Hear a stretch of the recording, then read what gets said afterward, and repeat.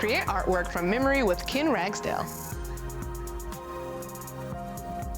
Spill the tea with drag queen Typhoid Mary.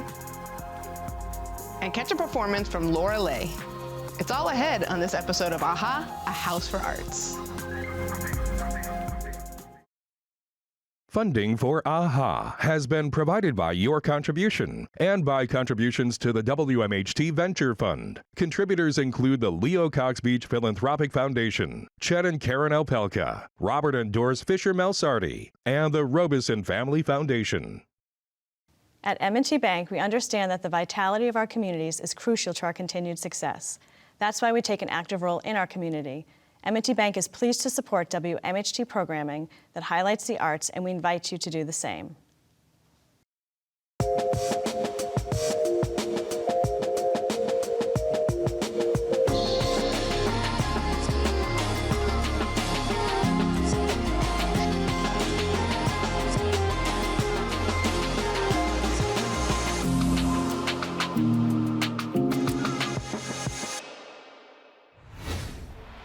Hi, I'm Jade Warwick, and this is AHA, A House for Arts, a place for all things creative.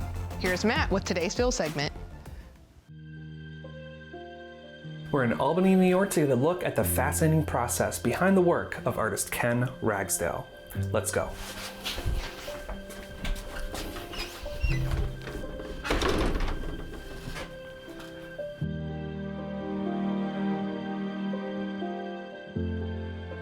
I make two-dimensional images that start out as drawings, and then they become sculptures, and then they become photographs, and then they become paintings.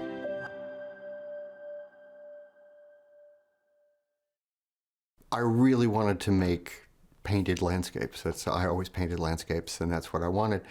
And then it became apparent that there were a lot of people making painted landscapes. So I thought, well, there's got to be something that I know how to do that nobody else knows how to do. How can I use that? When I was a kid, I would do schematic drawings for my dad, who was a hydraulics engineer.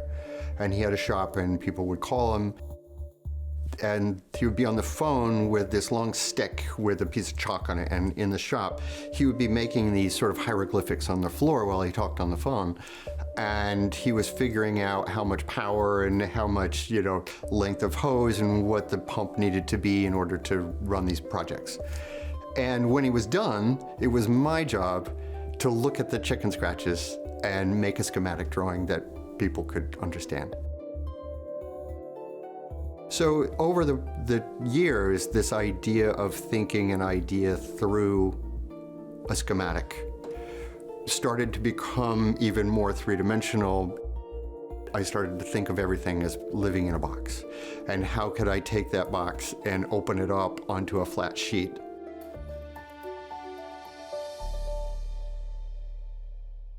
When I was in grad school, I started taking these drawings, these sketches, and building little models and then setting them up and painting them. And they said, well, that's still not very interesting. And they said, why don't you photograph them?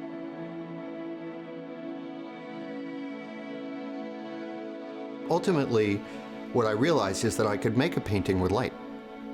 It was still a two-dimensional image, it was still a landscape, it still was color, but it was just light on paper.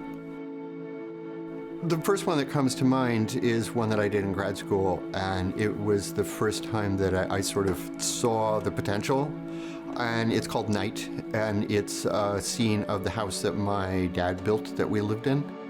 It had a lot of blues, dark blues and things.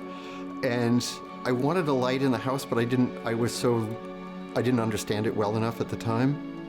So I thought, what I'll do is that I'll just cut a hole underneath the table and I'll put a flashlight.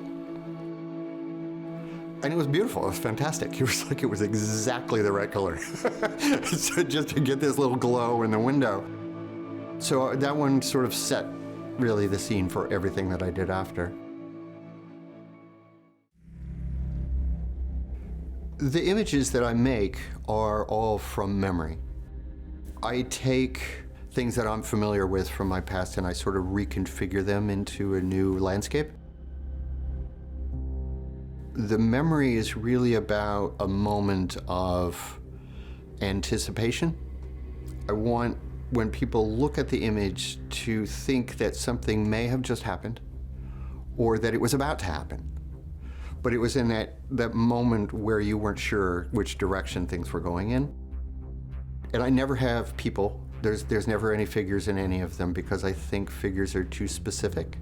I think there's something about the specificity of a viewer trying to understand what a figure in a landscape is doing, that it takes away from that possibility of things may be happening in this direction or that direction.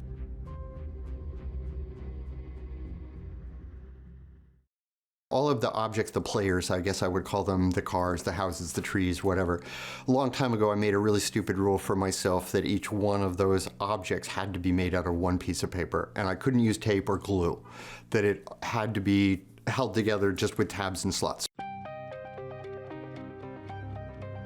Part of that came from the idea that everything was, because it was all about my memory, and your memory is always in flux and it's always sort of transferable and never fixed.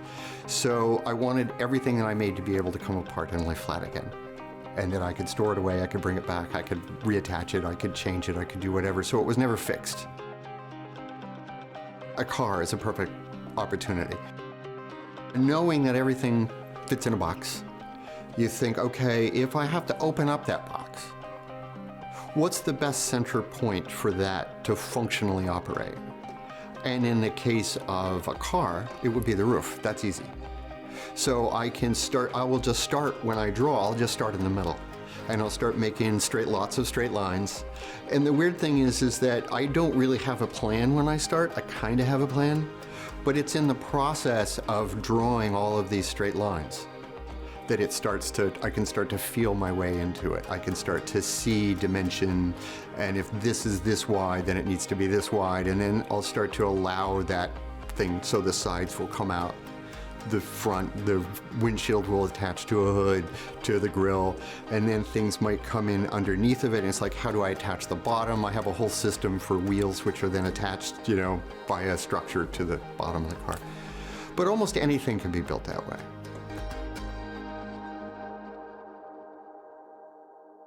So I have thousands of these objects. And so then I can pick and choose. If I need to make a new one, I make a new one. And then I have a digital camera set up. And the camera's on a live feed to a video monitor. And that way, if I'm out in the scene trying to arrange things, I can look up at the monitor and go, oh yeah, it needs to go that way a little bit. The idea of working from memory that really appeals to me is that it's sort of, in a weird way, the only objective truth. Your memory is sort of so in flux and so incapable of holding on to details that clearly the details don't matter anymore. It's only what you remember that matters. The artist William Kentridge, one of my favorite quotes, is he says that making art is a way of arriving at knowledge that is not subject to cross-examination. And so what you're trying to do is to try to build an image, a very layered, complex image that in and of itself is believable, but in its own way. So that people, when they come to it, they go, oh, I get that, I understand that, but it's not connected to any other believable reality that they know. So they can't argue it.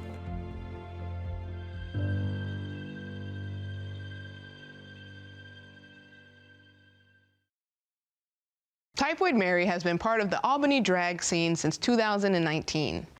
As a performer, host, stage manager, producer, graphic artist, and more, Typhoid and all the drag queens put in a lot of work into their craft. So what is the Albany drag scene like? And what advice does Typhoid have for other baby queens out there? Let's find out. Welcome to AHA, Typhoid Mary. I'm excited to talk to you today. Thank you so much for having me. Very excited to be here. I want to know, why the name Typhoid Mary? Where did that drag name come from? When I was coming up with names, I wanted it to sort of not only reflect my culinary background, but my nerdy background, and I wanted to make sure that I had a name that no one else had. It's true. Explain your culinary background and your nerdy background a little bit. God. So I did go to culinary school. My family owned a diner for years. And my nerdy background is my immediate family owns a comic book store. Oh, really? Want to Yeah. give us what comic book store it is? Zombie Planet. Zombie Planet, one of the local faves. Yeah, so that Exactly. probably had a lot of influence on that. Oh, that's so cool. So what brought you into drag? Like, what made drag an attractive performance art for you? For me, it was more about creating this like persona and like almost like this hyper extension of like these personality traits that I wouldn't really be all the time as like Theo, like the artist. So it sort of just became like, like a hyper extension of who I wanted to be. And who would you want to be? Like, what is, when you say hyperextension, what are these traits entail? Like, what traits are you like really blowing up? Like Or you what- wouldn't, you wouldn't believe it, but I am an introvert.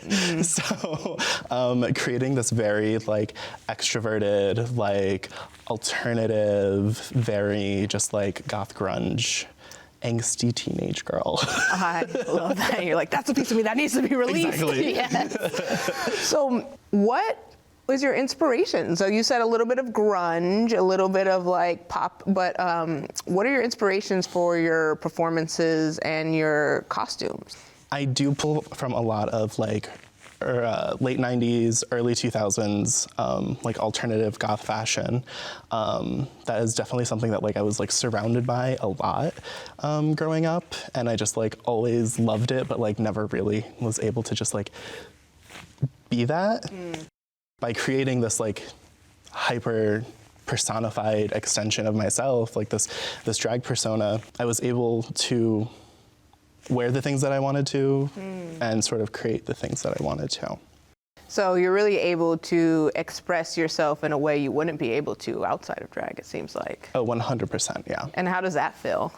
It's very liberating. It's very freeing. Imagine like how liberating. Yeah, That feels. it's sort of like taking like there's like this little like box inside of you like that you kept inside, and just like you're growing up and you're forgetting about the box, and then finally one day you're just like, there's that box. Yeah. Let me just open that wide open. Just like let it go loose. Just let Let's it go have some loose. fun. Yeah. Is there anyone particular, like musician-wise? I know you said, I believe you said maybe something of influence within TV, but what are these TV shows and like other, like what's some direct like TV direct shows and things that, influences? yes, I want to hear some of those direct influences. I grew up watching a lot of Buffy the Vampire Slayer, Xena Warrior Princess, like very strong female leads, always watching, always eating up. Like they were like the icons for me. Oh my God, it's beautiful. And any like comic books or anything like that, or any music? Oh, music-wise, Evanescence, Avril Lavigne. Classic. Classics, just the classics. More like recently, Billie Eilish. She is a big one for me. Like I love performing her, and her songs are just absolutely phenomenal. Is there any reason why Billie Eilish is a hit for you that's different? I think it definitely is the aesthetic and like the songs that she writes. Like they really do speak to that angsty teenage girl. Yeah, I mean, yeah, That's in here. Billie Eilish, all right. So I know you do a lot of events around the community, a lot of drag events around the Yes. community. I've been to several of those events. They're always packed. There's always a lot of support for them, and you just feel this life and this safe space, and you just feel really comfortable in these spaces that you curate. And I want to hear from your perspective, why do you think this is beneficial and valuable for the LGBTQ plus community and the drag community locally? So essentially, I started producing my own shows because I wanted to create that, like you just said, that fun and that safe environment.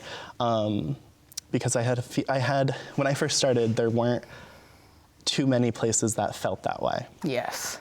It was very hard to not only one, get into the drag scene, but then on top of it, be in a space where I felt like I was having fun at like the expense of like my safety, or I was safe but I wasn't having fun. So I believe that the two of those mutually go hand in hand. True. So as I started to get a little more seasoned with drag, it became something that I wanted to do, and I wanted to make a space for my community. And like you've said, I feel like I've definitely accomplished that. You have, you really have. And have you got any feedback from the community, how they feel about this, since your shows are really packed and really supported by the community? Have you heard any type of feedback or anything, or how folks feel? I always hear that my shows are memorable. Yes, yes, they are. And not only are they memorable, but I sort of shatter the expectations that people have going into a drag show. Which are?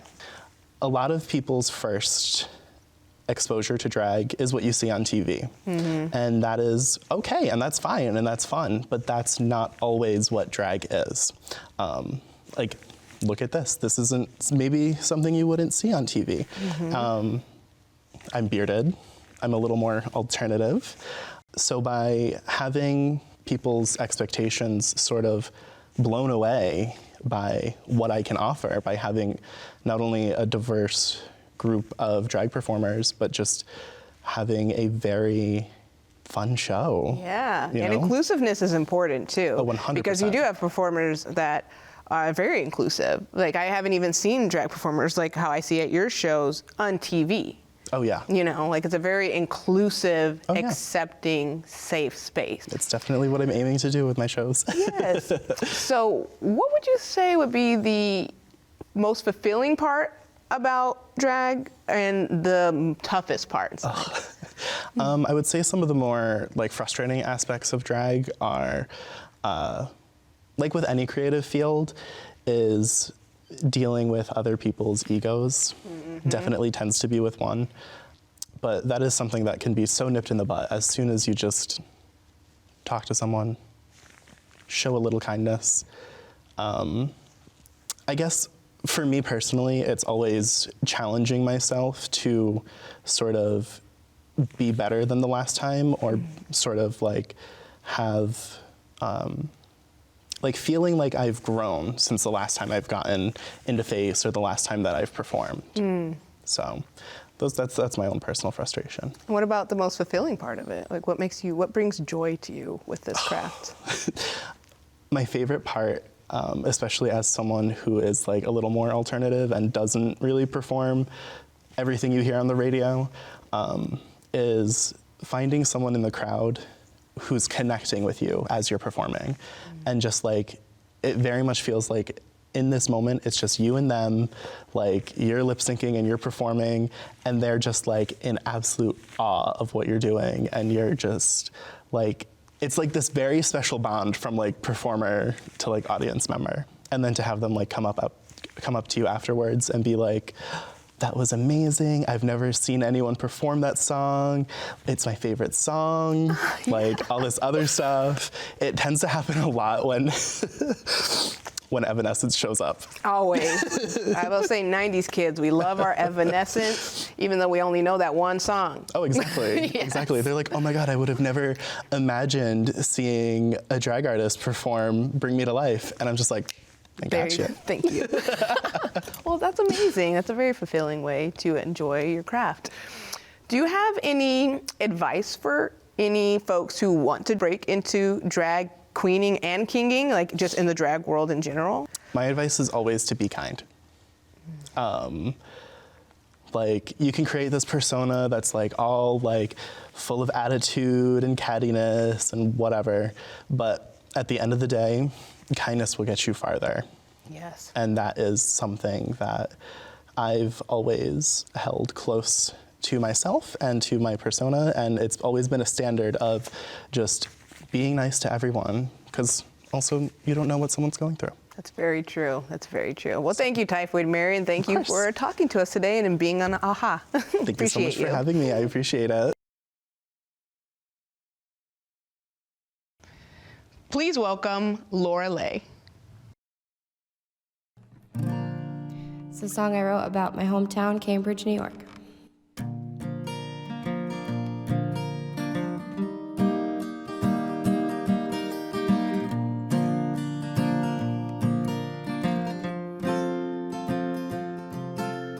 Living in Cambridge ain't that bad. Got the river and the trains are sad. Got your old friends on a Saturday night. Makes me feel that the world's alright. You can get born here and you can die. You can get low, you can get high. You can get married and you can leave.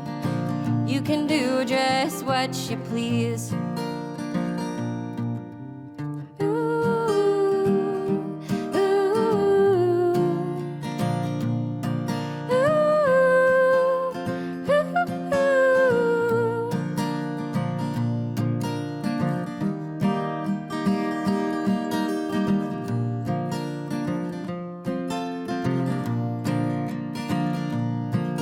You can float down the river in a big old tube.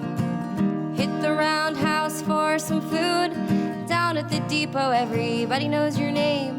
Say you and your sister both look the same. Living in Cambridge and it ain't that bad. I got my brothers and my mom and dad. They always wanted what was best for me. Raised me right here in God's country.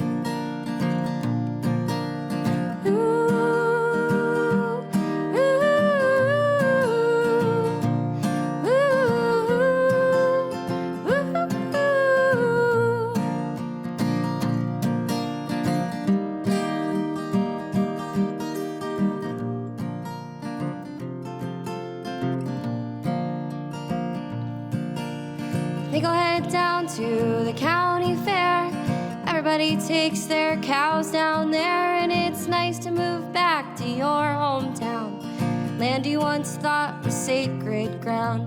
Go for a burn cruise down Ash Grove.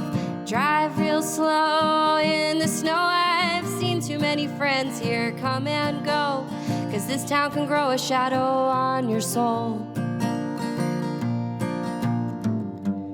Everybody wants their own little piece of me, or at least the girl they expect me to be. I think I'll get out of Cambridge before I grow old, before the streams dry up, the shops all close, before the heroes of my childhood all pass away, and I'll never find out how to fly away. Living in Cambridge ain't that bad.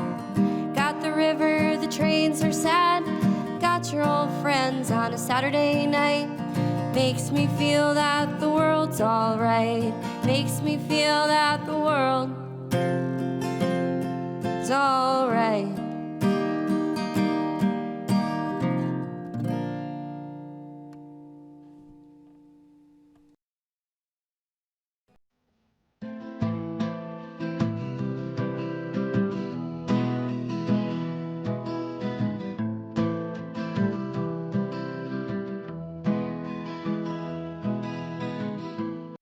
There is a man in the field I saw the other night. It came running so fast, and the moon was shining so bright. It took everything that I love, vanished in the night. Through the fields of yellow corn, vanished out of sight. Vanished in the night.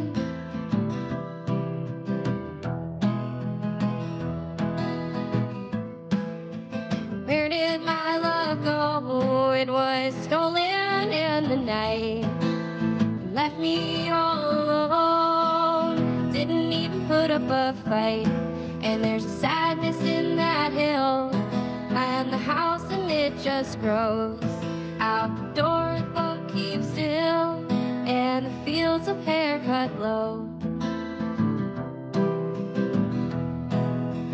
Fields of hair cut low.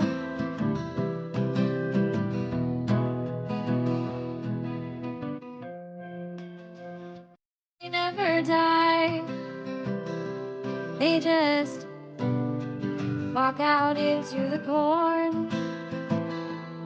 In your spirit stays alive in those fields where you were born.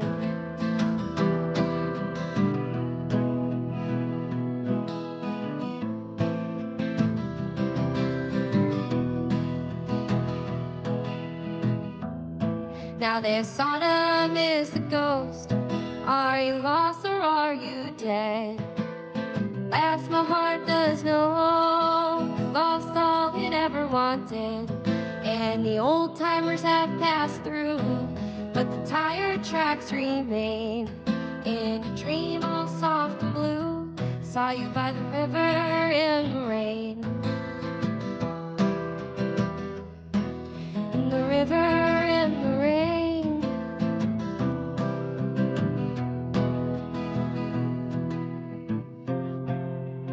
People, they never die.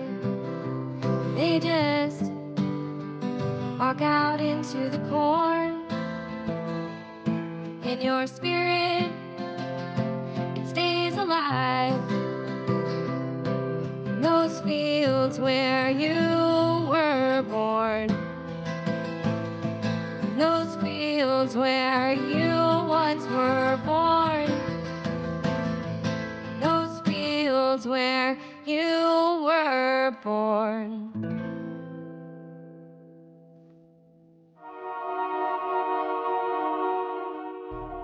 Thanks for joining us. For more arts, visit wmht.org/aha and be sure to connect with us on social.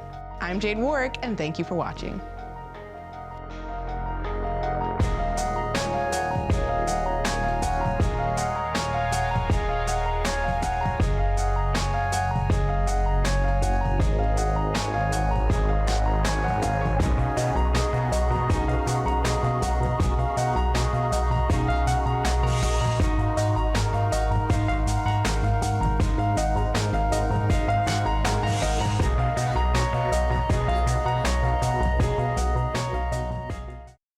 Funding for AHA has been provided by your contribution and by contributions to the WMHT Venture Fund. Contributors include the Leo Cox Beach Philanthropic Foundation, Chet and Karen Alpelka, Robert and Doris Fisher Melsardi, and the Robeson Family Foundation.